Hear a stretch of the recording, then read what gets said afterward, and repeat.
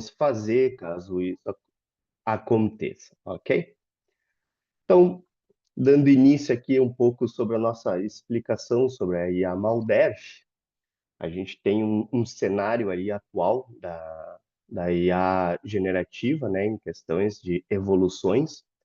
A gente tem acompanhado bastante a evolução de cada uma das IAs, né, com cada uma com o seu propósito. A gente viu recentemente a IA do Google, a Ivo lá, que consegue fazer vídeos quase perfeitos, né? Ainda tem alguns detalhes, ajustes, mas todas as LLMs elas estão numa crescente de evolução muito grande, né? E aí até é uma das questões que depois eu vou demonstrar que é a lacuna que cresce em questões de crescimento exponencial da IA com o que a gente consegue fazer para se proteger nesse caso, né? Mas ali 2020, 2021 foi os modelos iniciais de GPT-3, né? Algumas capacidades básicas de programação, limitações, 22, 23, então, os modelos do ChatGPT e Claude, que é aberto ao público, né, ali para utilização mesmo, aí já com outras capacidades para gerar código funcional, compreender e ajudar em algumas coisas, né? E aí, nos dias atuais, apresenta um raciocínio avançado, né? Hoje, consegue conversar diretamente com as IAs e passar, né? Até tem uma onda recente acontecendo, que é o Code Vibing, que o pessoal, Code Vibe, acho que o pessoal transmite através da Twitch, que eles vão desenvolvendo jogos conversando com a IA, né, em tempo real ali, e ela vai gerando código e eles vão testando. Então, o cenário atual dá para ver a habilidade que as IAs têm hoje em dia, né? Que nem eu tinha comentado ali sobre a questão da evolução das capacidades de LM versus as restrições de segurança, aqui a gente já vê essa lacunazinha que a gente tem aqui, né, entre o crescimento delas e as restrições de segurança, porque conforme ela vai crescendo e é exponencialmente o crescimento dela, nós não conseguimos crescer também na questão de cuidar tudo que pode ser feito e o que é feito também, né? Então, a gente tem a utilização de dados sensíveis dentro das IAs, e a IA pode levar ao vazamento dessa informação através de alguma exploração, né? Que já aconteceu, inclusive, né? Até recentemente, acho que teve um do Copilot ali, um vazamento de dados da Microsoft ali, que foi usado o Copilot para roubo de informações sensíveis que tinham na plataforma. E aí a gente vê, obviamente, que conforme o passar dos anos ali, chegando nas as LLMs mais avançadas, né, a nossa lacuna, ela deu uma diminuída, mas ela continua existente, beleza? Então a gente tem a capacidade técnica das LLMs e a nossa restrições de segurança de conseguir fazer essas proteções, né? E aí, em questões de as LLMs, elas conseguem explorar o mundo real, elas conseguem fazer explorações, criações de payloads e identificações de vulnerabilidades em cenários reais. Então já existe também o Hackbench, né? Que é um benchmark projetado especificamente para medir justamente as capacidades das LLMs em questões de segurança cibernética, né? Então, eles passam desafios, geralmente CTFs, mas existem testes também com cenários reais, em que são passados aplicações vulneráveis, em que é testado se é possível ou não a identificação pela LM, né? E aí a ideia justamente desse Hackbench é testar e ver qual das inteligências artificiais ali consegue ter um melhor aproveitamento, digamos assim, para identificação e exploração nessas questões de vulnerabilidade, né? E aí, entre os desafios que são propostos, e até esse Hackbench, ele é open source, ele é um projeto open source, se tu tiver uma LLM com essa capacidade, tu pode passar ali para eles para fazer os testes, né, se cadastrar para fazer os testes, E aí tem um passo a passo a seguir. E os desafios variam ali de tarefa básica de segurança até reversão de patches, criação de exploits ou encontrar NDs. NDs são vulnerabilidades que já existem e que podem estar dentro do ambiente ali, né? Não é um zero day, é um ND, já está lá, só precisa identificar que existe aquela vulnerabilidade mesmo. Tá? E aí a gente tem até esta apresentação aqui, para quem não acompanhou, foi usado em um outro evento da IntegraSul, né? Então pode já estar desatualizado um pouco essa informação, mas no tempo que foi criada esta apresentação, o leaderboard era composto por este ranking aqui, né? Então tinha algumas AIs ali, o Gemini 2.5, o Claude 3.7 e o DeepSeek R1 estavam em primeiro lugar, com 56% de explorações com sucesso, né? E 81% de identificação de vulnerabilidades, né? Então a gente consegue ver que sim, hoje as IAs elas já conseguem identificar e já conseguem fazer as explorações. Até tem um caso específico, se não me engano, que é uma IA voltada só para testes de intrusão, digamos assim, que é Xbow AI, se não me engano. E os criadores, ela ainda não está aberta para público, mas eles vão vender possivelmente essa IA como ferramenta. E eles cadastraram essa AI dentro do HackerOne. HackerOne é uma plataforma de bug bounty, né, onde as empresas vão lá e se cadastram para que pessoas do mundo testem suas aplicações e, se forem identificadas vulnerabilidades, eles pagam um valor conforme a criticidade, conforme a vulnerabilidade, e assim por diante.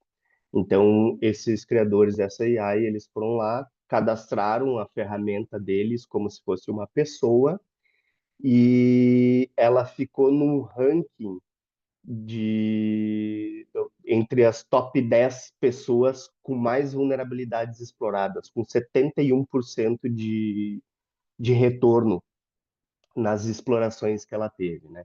Então, se ela for uma IA treinada, né, porque tem toda esta parte aí do treinamento da IA para ela fazer os padrões de detecções, para ela entender como funciona, tem toda essa parte. Se for voltado para isso, ela se torna bem efetiva, né? Então, que nem eu comentei antes ali, sim, as IAs hoje elas conseguem sim hackear o mundo real. Também tinha comentado lá no início que, por algumas restrições ou limitações, fica difícil tu utilizar essas IAs mais comuns, principalmente as abertas ao público, para esse tipo de questões. Aí, então a gente tem aqui o porquê, né? Porque algumas têm filtros de conteúdo baseado em listas, palavras-chave e contexto sensível, né? Por exemplo, eu quero criar um backdoor. Ela vai dizer, possivelmente ela vai dizer que isso não é permitido, que vai contra as regras dela e assim por diante. Então é por causa de algumas palavras-chave, né? Inclusive o ChatGPT agora ele está notificando quando tu está solicitando para ele fazer alguma coisa, ele diz que esse contexto que tu está utilizando, ele não é permitido pelo código de ética dele, ou alguma coisa assim, e ele pede para tu mudar. Ah, tenta mudar para isso que talvez eu consiga te ajudar. Então, ele mesmo já dá o bypass, né? Também sistemas de classificação de intenção para identificar solicitações potencialmente maliciosas, né? É aquela questão assim, isso daqui geralmente é utilizado para questões maliciosas, então qual que é a intenção por trás disso? Daqui a pouco pode ser, e aí a identificação parte dali. Mas se não passa por uma análise humana, geralmente é 0 ou 1, né? Então vai depender da ferramenta se ela vai detectar ou não. Técnicas de aprendizado por reforço com feedback humano, que eu acabei de comentar, né? Então, daqui a pouco passou um, mas alguém vai lá e diz, não, ó, isso aqui não é. É uma rede neural, ela vai aprendendo, né, com essa rede neural ali, vai alimentando e ela vai ter, obviamente, uma margem de erro, mas vai ser cada vez menor, né? Políticas explícitas de uso proibindo aplicações maliciosas, criações de backdoor, ou até mesmo criações de malware, por assim dizer, né, para conexão reversa.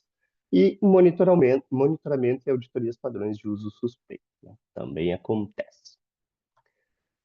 E aí, quais são os métodos de burlar? Todo mundo já viu aquela historinha do cara que pediu para o chat GPT, né, contando que a avó dele contava a historinha e toda noite ele lia a chave de registro do Windows 7 para ele antes de dormir.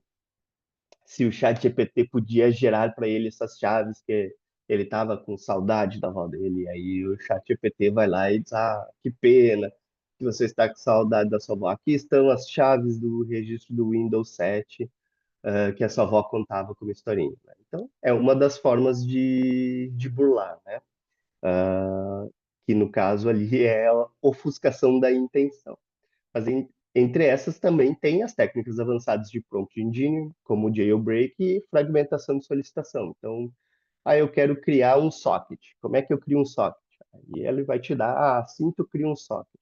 Agora eu quero que esse socket se conecte em outro local. Aí ele vai te mostrando e tu vai construindo com o passar do tempo, né? Com a fragmentação de solicitações, talvez um malware completo. Pode ser uma das formas. Também o uso de modelos alternativos open source, sem as mesmas salvaguardas, no caso, outras ferramentas, por exemplo, é o meu caso também, que é o do DeepSeek. Estou usando o DeepSeek para fazer toda essa parte, que é um modelo open source. Apesar de que ele tem essa política, no caso, né, essas restrições, eu combinei mais de um modelo para burlar, né, o uso de modelo alternativo, mais com a ofuscação da intenção para que ele pudesse me ajudar. Também fine tuning específico em datasets não filtrados. E aí, falando especificamente sobre o DeepSeek, o que aconteceu no momento que eu solicitei para ele fazer o nosso malware, né? Então, eu tenho esse prompt de criação, né? Eu precisava montar um executável para conexão reversa em servidores e estações da minha rede. Eu informei que sabia que tinha outras opções como VNC, TeamViewer, né? Mas que podia ter vulnerabilidades nesses softwares. E assim eu queria ter o meu próprio binário de conexão reversa dentro da minha infraestrutura para que eu pudesse dar manutenção nas minhas máquinas. E além disso, eu gostaria de ter um dashboard para ver as máquinas conectadas para que eu pudesse executar comando dentro de cada uma das máquinas, né? Basicamente, eu pedi para ele criar um C2, um servidor de comando controle, e um malware de conexão reversa, né? Que iria se conectar dentro da minha rede. E aqui essa é a primeira interação já direta, é o primeiro prompt feito com o DeepSeek, né? E o que me deixou mais intrigado é que o DeepSeek, ele simplesmente já deu formas de fazer bypass em quase todas as restrições para não ser detectado dentro da rede sem eu pedir, tá? Se, vamos lá, né? Se tu tem dentro da plataforma ali, né, algumas restrições em que questões de ética, assim, teoricamente tu não deveria já largar direto isso aí, né? Mas não foi o caso do DeepSeek.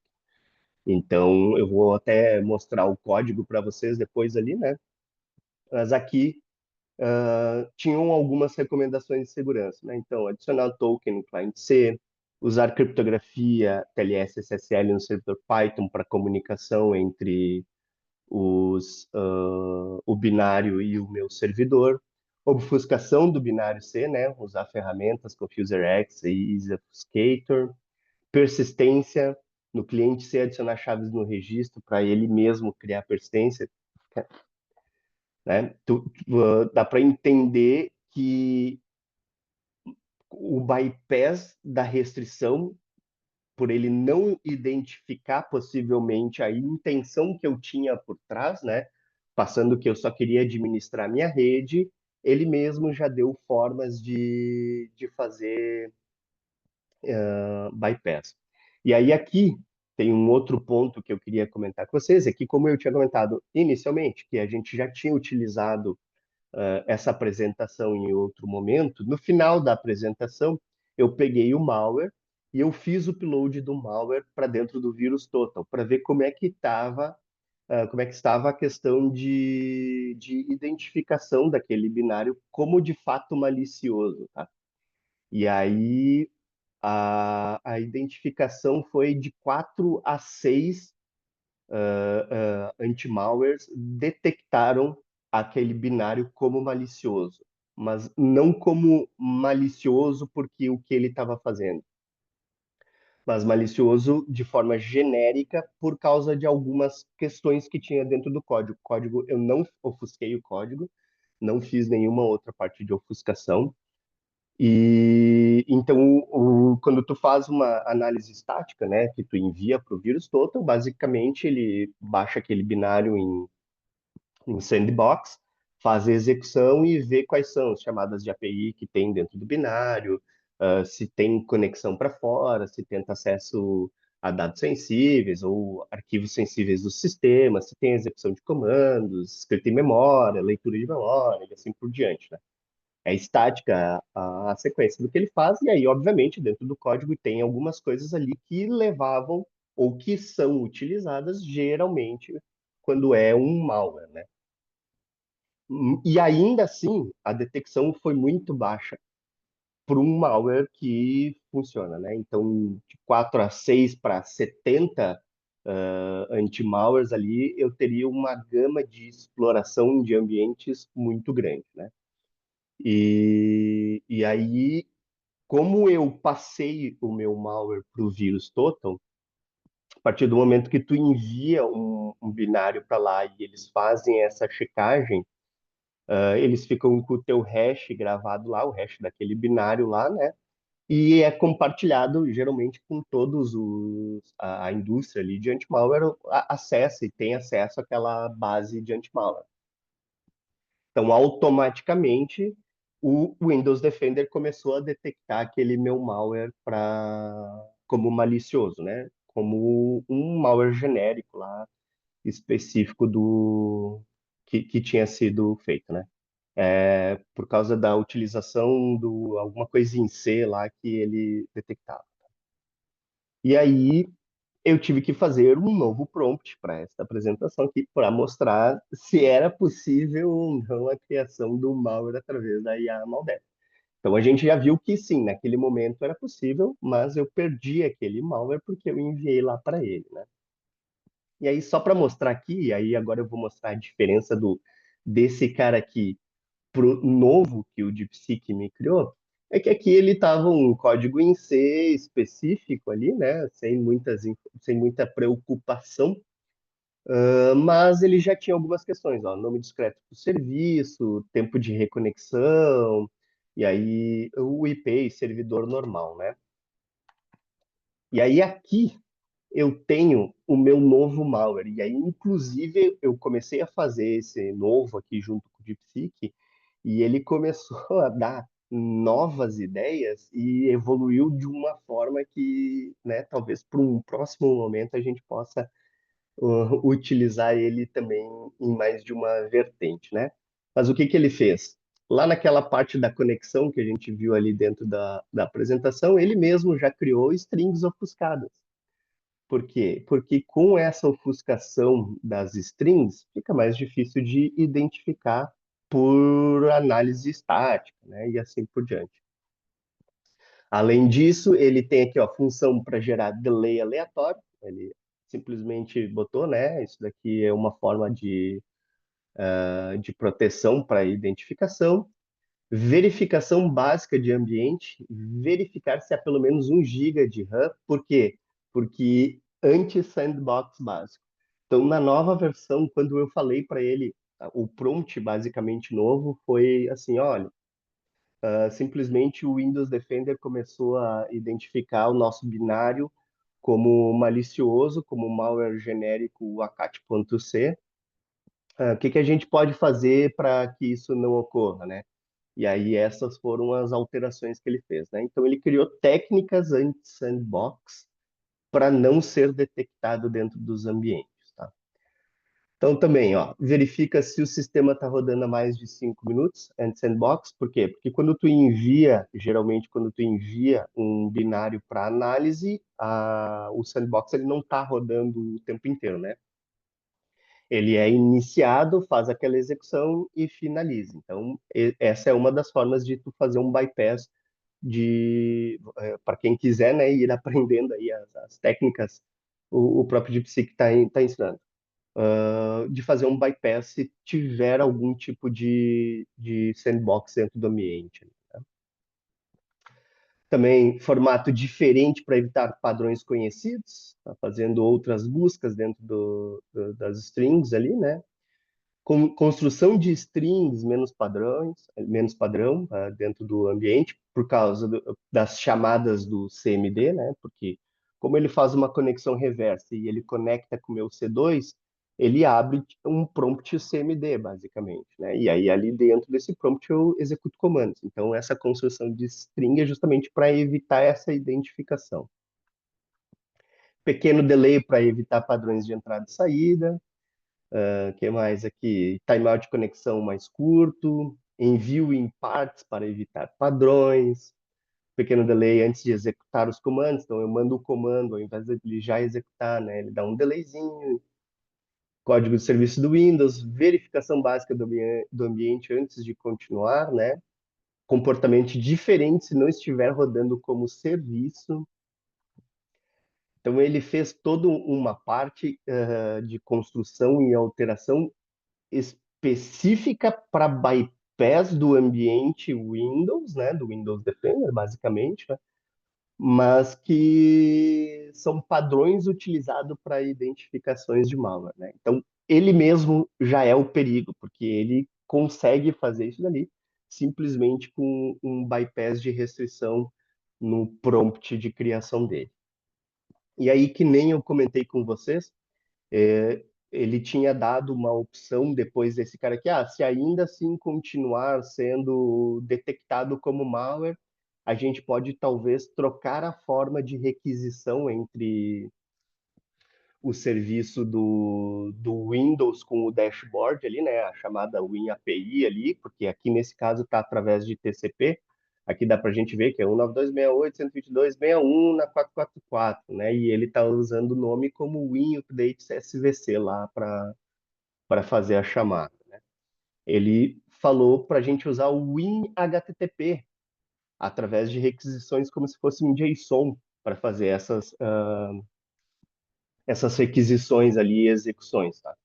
Então, eles se conectam em outra porta, e aí eles são chamadas via API, post, basicamente, né? Get post, para saber, mas é um formato de conexão, né, reversa menos comum e mais difícil de ser detectado, segundo o DeepSeek, né?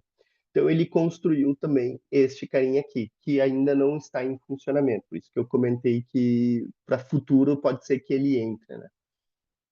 Mas ele usou basicamente as mesmas técnicas, né? Ofuscação das strings em Unicode ali para dificultar a identificação do que está sendo feito, chamadas de processos normais ali, fez algumas correções de caracteres imprimíveis, aplicou também as técnicas anti-sandbox básico, verificar se o sistema está rodando menos de 5 minutos. Aqui ele inicializa o serviço do WinHTTP, né? Então ele faz o decrypt daquela informação lá no início para fazer as requisições, configura um timeout, conecta no servidor e envia as informações do sistema via POST API CMD. Tá?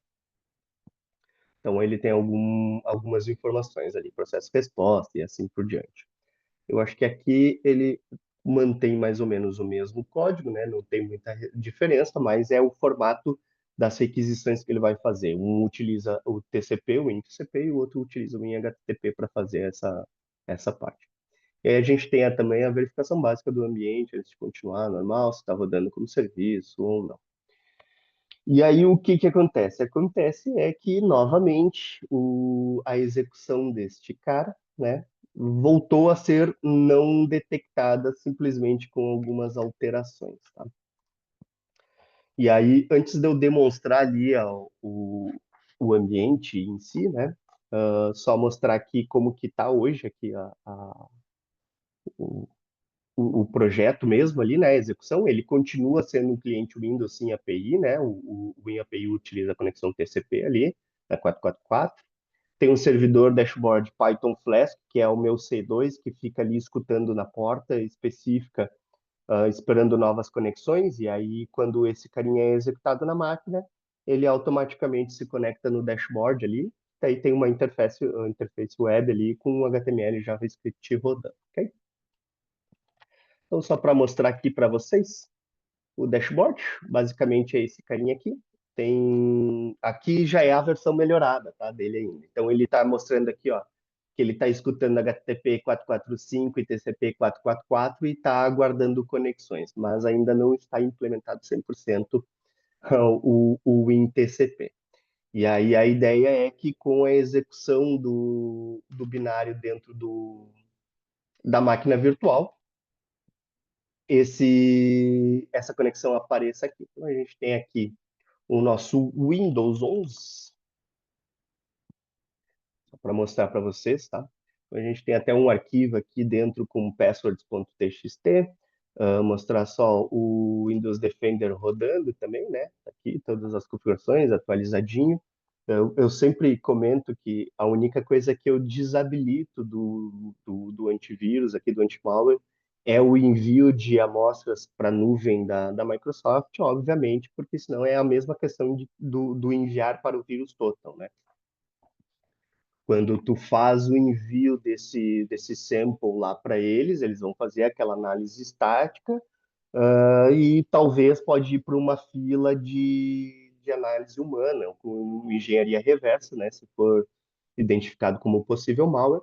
E aí, obviamente, vai começar a ser detectada, né? Porque daí, se tu faz uma análise, uma engenharia reversa do binário, tu vai ver aquelas strings ofuscadas, tu vai ver todas aquelas informações ali dentro do código que eles vai ser possível, né? O ideal nesse caso é que mesmo se fizer a ofuscação do código, que nem eu já utilizei em outras apresentações, em que eu fiz o malware totalmente indetectável, para ser utilizado com C2 na nuvem, mostrando a APT completa com máquinas fora do Brasil, né? Uma conexão intercontinental, digamos assim, fica mais difícil, porque tem a ofuscação, mas não é impossível, né? Tu tem o comportamento do binário que vai editar algumas coisas para te ver se é ou não malicioso. Mas é só para mostrar aqui que, no caso, ele não está com nenhuma ameaça permitida também, não tem nenhuma liberações para esses caras rodarem aqui nessa máquina. Ele está atualizado aqui, inclusive foi hoje de manhã a máquina estava ligada. Ele fez ontem de tarde a última verificação, né, dos arquivos que tem aqui. Ou seja, ele escaneou esses meus dois binários que estão aqui, que esse é através do WinHTTP, né? E esse é o WinAPI ali. Então ele fez o scan desses binários ali e ainda assim não identificou eles como maliciosos, beleza? Então a gente vai só executar este carinha aqui para a gente ver. E aí agora que eu executo, o Windows Defender vai apitar. Não, não apitou, então tá bom, ainda está funcionando. Vamos sair da telinha aqui e vamos abrir o nosso terminal remoto, admin remoto, né? Então tá ali, ó, novo cliente conectado, apareceu a máquina já. Então a gente tem um C2 e um malware totalmente funcional. Eu posso digitar comandos daqui de dentro e trazer as informações daquela máquina lá, né? 122, 109, quem eu sou o Anderson que estou executando. Se a gente der um dir, a gente vê que tem o passwords.txt ali dentro. E aí, se a gente der um type nesse arquivo, a gente consegue. Ó, tem uma melhoria para fazer, que é o preenchimento completo com o uso, né? Tem o senha super senha secreta lá dentro, que é o arquivo. Então, aqui a gente consegue ver que hoje, sim, a inteligência artificial, ela é 100% funcional para questões criação de malwares, explorações de vulnerabilidades e até mesmo para condução dessas atividades maliciosas. Obviamente é que depende muito da forma que tu vai tratar e da LLM que você está utilizando, né? O, o caso específico aqui é que o DeepSeek, aparentemente, ele tem muito menos restrições do que as outras LLMs. Por exemplo, o Claude. O Claude, ele consegue gerar códigos, consegue fazer algumas coisas, mas quando tu pede algo mais avançado para ele, ele já trava, não vai. O ChatGPT, às vezes, no meio do caminho, ele já trava porque, por algum motivo, ele começa a tratar. Mas ainda assim é possível, tá? Aquele que eu tinha comentado, um dos primeiros que eu tinha criado para uma apresentação da nossa, do Security Day, tinha sido com o ChatGPT, utilizando mais ou menos essa técnica. Só que daí eu já tinha o meu binário, eu já tinha ele pronto e eu pedi para ele, eu fiz como se fosse essa historinha dizendo que era para utilização e o que que eu podia mudar para ter menos detecções. E aí ele só mudou algumas partes e disse, pode usar isso aqui ao invés disso, e isso ao invés disso, como se fosse para essa mudança não ser detectada, né? Desculpa, eu esqueci só de comentar. Vocês, se tiverem dúvidas, podem mandar no chat ali, que daí depois eu dou uma lida nele e a gente vai respondendo. E aí fica a dúvida, tá, mas beleza. Hoje a IA, as LLMs, elas conseguem criar malwares 100% funcionais, não detectáveis. O que que eu faço? Ou como que eu vou detectar isso dentro do meu ambiente se a gente está vendo que as técnicas utilizadas pela inteligência artificial são voltadas para não identificação, é para fazer o bypass dessas proteções que a gente tem, né? Ofuscação de código, anti-sandbox, que é a técnica que quase todo mundo utiliza dentro dos anti-malwares, né? Que tem hoje em dia. Como que eu consigo ver que isso pode estar dentro do meu ambiente? E aí é que eu comento sobre os modelos de operações Red Team que a gente tem. Tá? Então, a gente tem alguns modelos utilizados. A gente pode, num cenário, né, Red Team Assumed Breach, onde tu já está dentro do ambiente e aí tu faz a execução deste malware, porque a ideia é verificar se a capabilidade do teu anti-malware em detecção está boa. Às vezes pode ser só uma falha de configuração dentro do ambiente ou dentro do anti-malware, do tipo, tá liberado asterisco.exe, vamos supor, dentro de um diretório, e tu executa ele lá, ele não é detectado ou se roda como serviço, algumas coisas que podem ser, ou até mesmo se tiver, por exemplo, desabilitado a análise de malicious behavior, né, o comportamento malicioso, algo assim. Então, tu tem formas de testar isso. Além disso, a ideia das operações de Red Team, para quem, desculpa, também entrei no assunto e acabei nem comentando muito, né? Os objetivos, até eu tenho aqui, os objetivos aqui, ó, definições e objetivos das operações de Red Team, ela vai um pouco além de um pentest ou de um teste de intrusão ou até mesmo de um pentest de infraestrutura, que é tu pesquisar lacunas e assim por diante.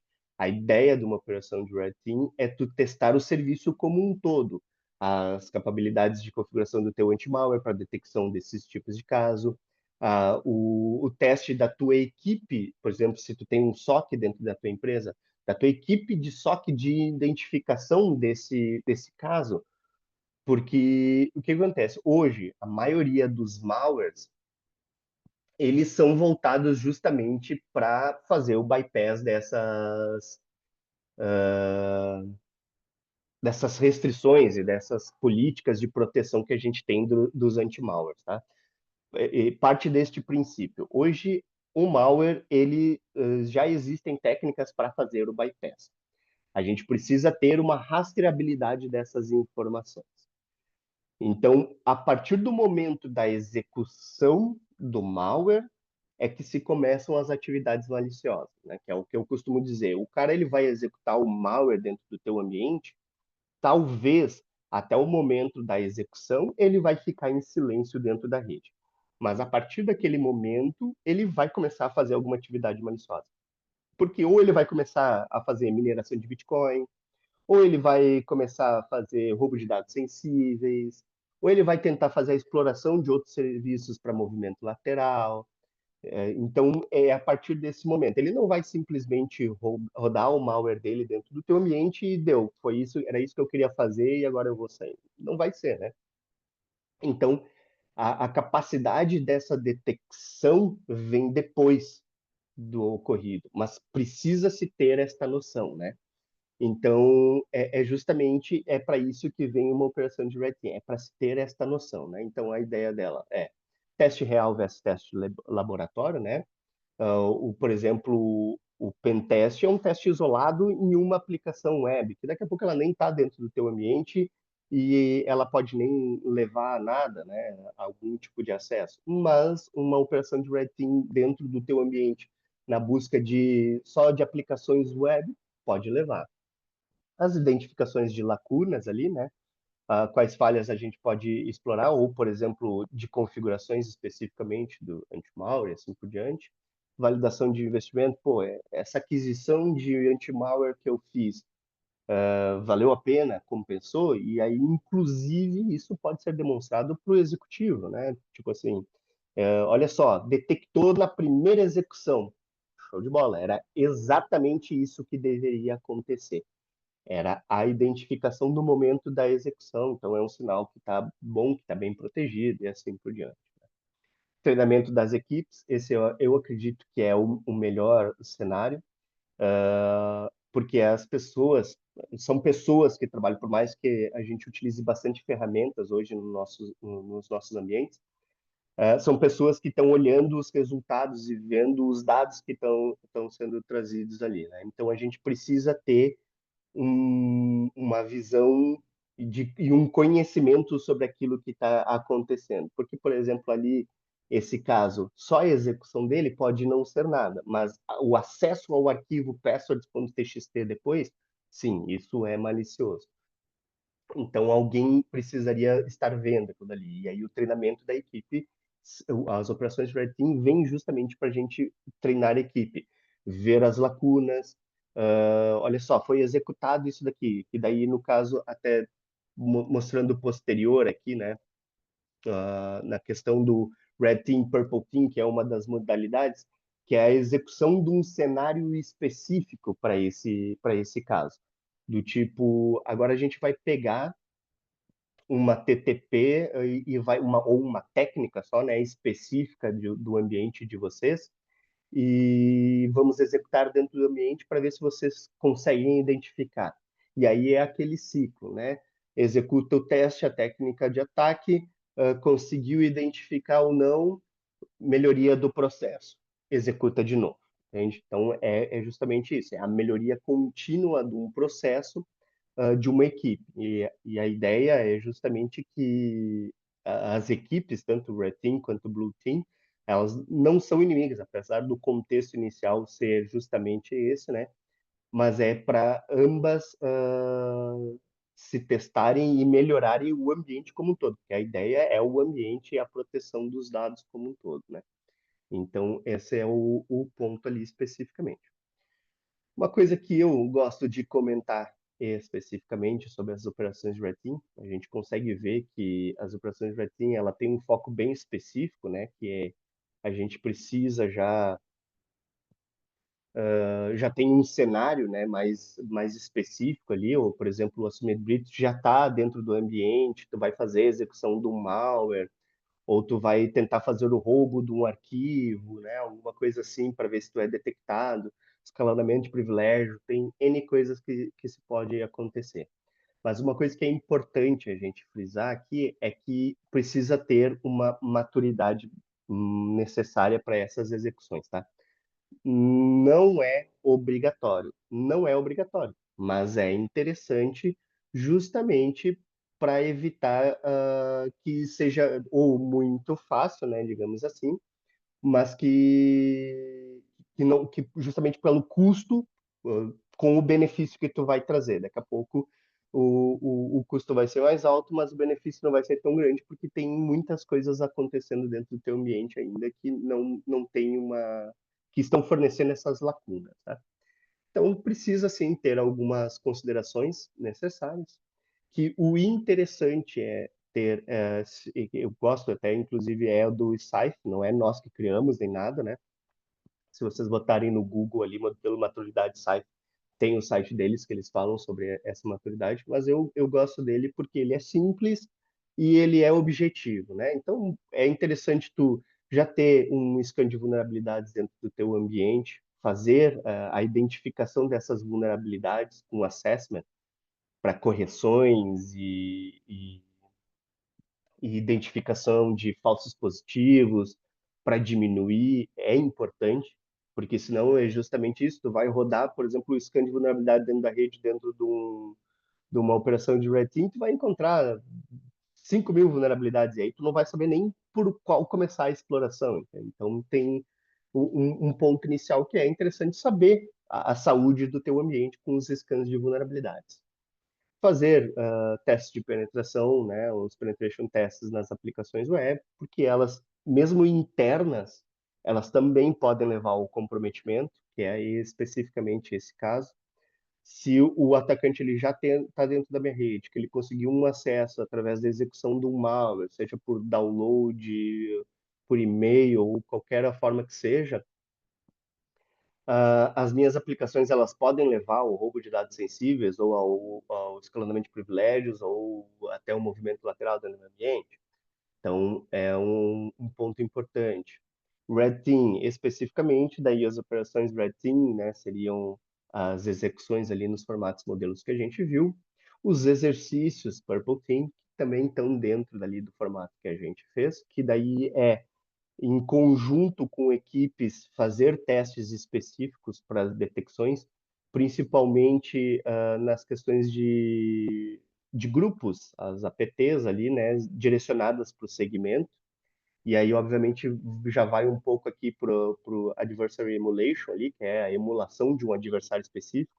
É muito comum em questões de bancos. Eu tinha aqui mostrado até, por exemplo, vou voltar aqui, ó. As simulações de ameaças específicas, né, ali dentro, por exemplo, o Carbanac, ele é uma APT específica para um grupo hacker específico que ataca em instituições financeiras. A gente viu recentemente aí o maior roubo da, de financeiro, né, com questões financeiras no Brasil, e aí se criaram 500 mil modelos e relatórios de quem poderia ter sido, e na verdade, pelo visto, foi uma venda de uma senha do insider, né? Foi uma pessoa de dentro que, com acessos privilegiados, vendeu as informações e fez. Mas existe a forma de se testar qual os métodos esses grupos específicos utilizam contra a gente, né? Existem N APTs ali, é só acessar o Mitre lá, né? Daí dentro dos grupos lá existe todos os relacionados ali. E aí, obviamente, cada grupo tem as suas especificações. Por exemplo, o Carbanac, eles podem fazer a compra de dados vazados, já o apt33 ele pode criar os exploits deles, nem nesse formato aqui que foi utilizado do malware, e assim por diante. Então, tem uma metodologia a ser seguida que é através das TTPs que a gente utiliza, beleza? Perguntas? Vamos ver se temos perguntas aqui. Deixa só eu ver como é que eu vejo o chat. Aí. Quanto tempo levou para desenvolver esse malware via AI? Umas 4 horinhas. umas 4 horinhas com a criação do dashboard e assim por diante, tá? Porque o que que acontece? É quase um craque, nossa, não, muito pesado, desculpa. Mas é que vai viciando porque ele vai dando sugestões de melhoria, que nem é o caso aqui das conexões via HTTP ali, que tu nem tinha pensado, talvez, naquela forma de conexão, né?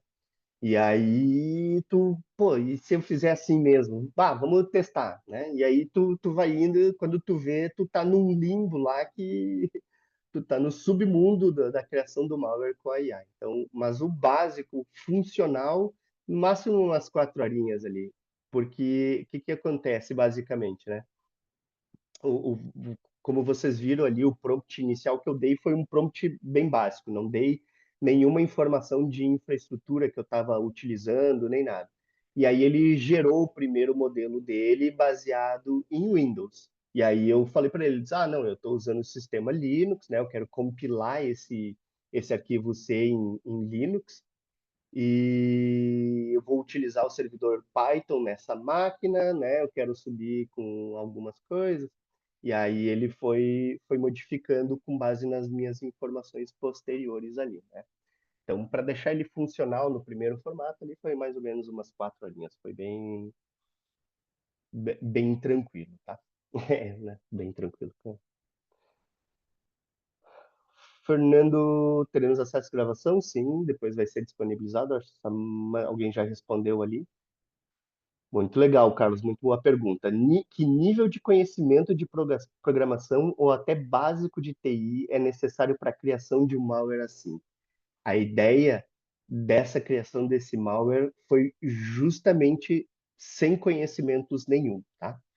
Por isso que no prompt inicial eu só disse o que eu queria fazer e aí depois eu só fui complementando com o que eu tinha do meu lado.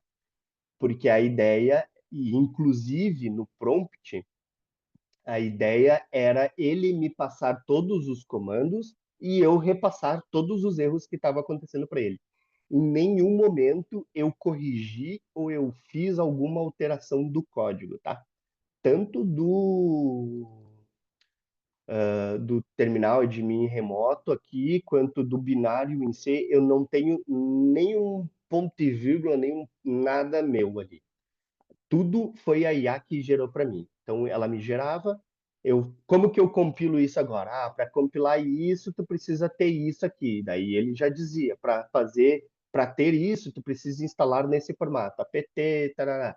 Copiava o comando, colava, se dava certo, beleza, dava erro na compilação, toma aqui o erro da compilação e ele ia corrigindo. Entendeu? A ideia era justamente fazer uma simulação de uma pessoa comum, querendo comum, né? Com um pensamento malicioso criar um malware. Mas, obviamente, precisa ter um conhecimento mínimo ali de sistema operacional, de utilização e assim por diante. Mas não precisa ter nenhum conhecimento avançado para ele, porque a IA faz tudo mesmo. Tá? Lucas, a instalação dos serviços TCP/HTTP demanda basicamente um processo de engenharia social ou uma brecha no servidor de e-mail que não conseguiu detectar os executáveis como malware? Sim. Aí a forma de disseminação desse malware vai por outros métodos, né? Existem N formas ali de fazer essa disseminação. Drive-by download, né? Transformar esse cara aqui num executável como se fosse verdadeiro lá, como se fosse sei lá, o VNC ou outro binário da rede e disponibilizar um site falso, parecendo ser, através de engenharia social, forçando uma pessoa a baixar esse caso aqui e executar ele. Tem N formas ali, até mesmo a exploração de vulnerabilidades que levem ao acesso, ao comprometimento do ambiente, né? Então, tu precisa, assim, de outras formas de chegar até o ambiente para depois fazer a execução dos malwares ali, né? Existem diversas técnicas. Mais alguma pergunta, pessoal?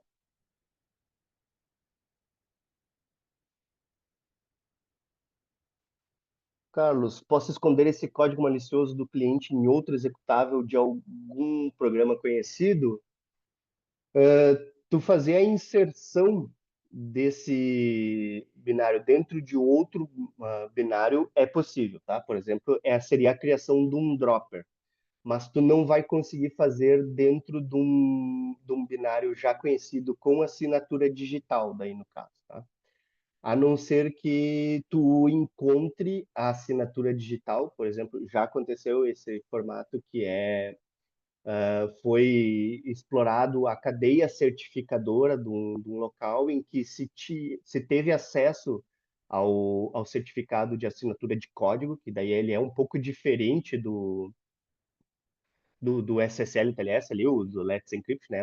A assinatura de código, ele garante que o que tu está assinando, aquele código que tu está assinando, ele não é malicioso e assim por diante, né? E aí houve o comprometimento daquela cadeia e aí foi assinado o malware com aquele certificado e aí ele não foi detectado, né? Porque ele faz. Até se a gente pegar aqui dentro da minha máquina virtual, vocês vão ver aqui no próprio binário, que ele não tem nenhuma informação de assinatura, mas que eu posso gerar uma assinatura digital para ele sem problema nenhum, tá? Eu posso colocar ele dizendo que ele é o Adobe Acrobat, mas como ele não tem nenhuma informação de assinatura nele, mas como o certificado não vai ser válido da Adobe, então esses dados ali não vão bater. Daí teria outras técnicas. Mas tu pode criar o dropper, que daí é um binário assinado com um certificado digital válido, fazer o download desse cara no ambiente. Aí é 100% funcional. O Cássio perguntou quais ferramentas e procedimentos devemos utilizar para identificar esse comportamento dentro da rede. Também muito boa pergunta, Cássio. Eu acho que o principal e inicial nesse caso é tu ter uma ferramenta de XDR que vai gerar essas telemetrias do que está acontecendo, né? Então, por exemplo, aqui nesse caso, a execução do binário, eu não estou utilizando nada na minha máquina, né? Mas nos testes em laboratório que eu tinha feito inicialmente, eu estava usando a máquina somente com o XDR para identificar.